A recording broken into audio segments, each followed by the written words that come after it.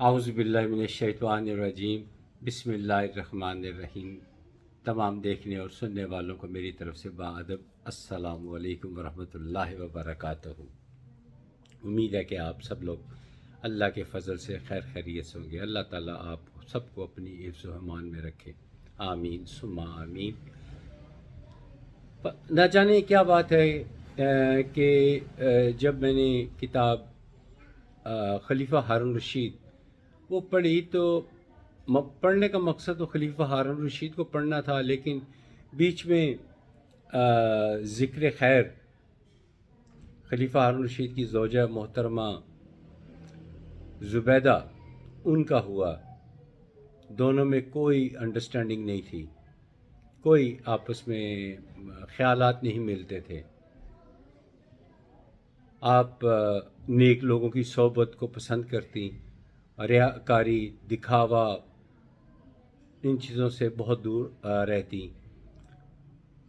خلیفہ ہارون رشید آپ کا بہت خیال رکھتا۔ آپ ہمیشہ خلیفہ ہارون رشید کو نماز پڑھنے، نیک کام کرنے کی توفیق عطا فرماتی۔ جو حج اور عمرہ پر جو لوگ گئے ہیں انہوں نے ضرور وہ نہر دیکھی ہوگی جو عراق سے چلتی تھی اور مکہ شہر تک آتی تھی، اور اس کو وہاں سے لے کے مکہ تک تعمیر میں تمام حافظ قرآن جو مستری تھے انہوں نے تعمیر کیا۔ کیا ذہنیت کے پہاڑوں میں سے ہوتی ہوئی وہ نہر پانی، یعنی عراق سے پانی اس نہر میں ڈالا جاتا اور نہر چلتی رہتی اور چلتا چلتا پانی مکہ شہر تک آ پہنچتا، اور راستے میں پرندے بھی پانی پیتے، عام انسان بھی چلتے ہوئے پانی سے راستے میں جو آبادیاں آتی وہ پانی بھی پی لیتے۔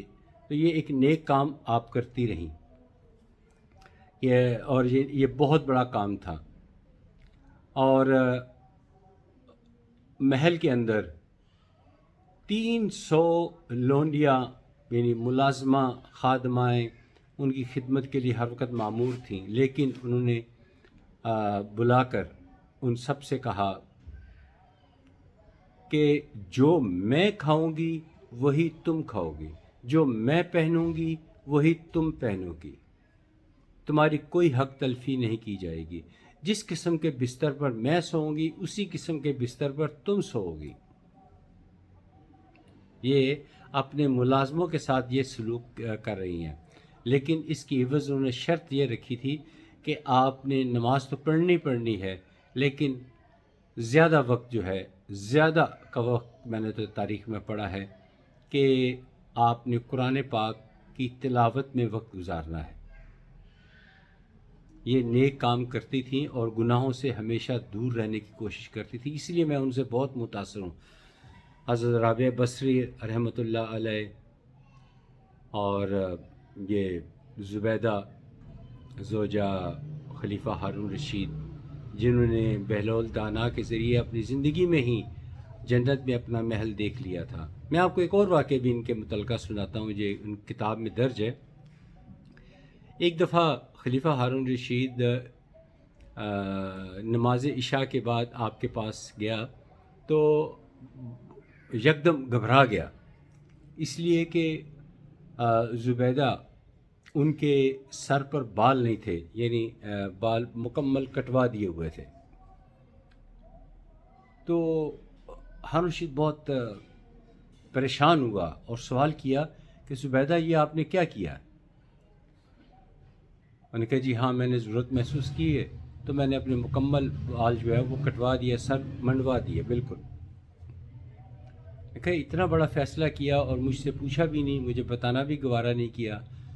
تو ان زبیدہ فرمانے لگیں کہ میں آج شام کو نہا کر محل کی چھت پر چہل قدمی کر رہی تھی، بال سکھا رہی تھی کہ دور ایک نوجوان نے میری طرف دیکھا اور میرے بال دیکھ لیے، تو مجھے یہ خوف پیدا ہوا کہ روز قیامت، کیونکہ نبی پاک صلی اللہ علیہ وآلہ وسلم جب شب معراج پر گئے تو وہاں دیکھا کہ کچھ عورتوں کو بالوں سے پکڑ کر جہنم میں لٹکایا جا رہا ہے، تو آپ نے حضرت جبرائیل علیہ السلام سے پوچھا کہ یہ عورتیں کیا ہیں، ان کا کیا قصور ہے؟ تو فرمایا یہ حضرت جبرائیل علیہ السلام نے بتایا کہ یہ وہ عورتیں ہیں جو اپنے بالوں کو ڈھک کر نہیں رکھتی تھی بلکہ بال کھلے رکھتی تھی۔ تو مجھے وہ واقعہ یاد آ گیا کہ میرے بالوں پہ تو کسی کی پہلی دفعہ نظر پڑی ہے، تو کیوں نہ میں پردہ یہ بال ہی کٹوا دوں اور دوبارہ جب اگیں گے تو میں باپردہ رہیں۔ اللہ تعالیٰ سے معافی مانگنے کا یا ازالہ کرنے کا مجھے تو یہی ایک طریقہ نظر آیا۔ تو یہ تھی زبیدہ۔ اور باقی آج کا ماحول دیکھ لیں کہ سر پہ دوپٹہ، اگر دوپٹہ لیں بھی تو کافی حصہ سر کا بالوں کا نظر آ رہا ہوتا ہے۔ یہ دین کی باتیں ہیں، کسی کو بری لگتی ہیں تو لگتی رہیں، لیکن سچ تو سچ ہی ہے۔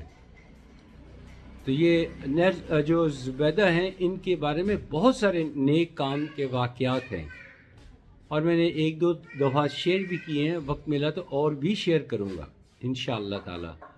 اگلی ویڈیو تک اجازت دیجیے، بہت شکریہ، خدا حافظ، السلام علیکم ورحمۃ اللہ وبرکاتہ۔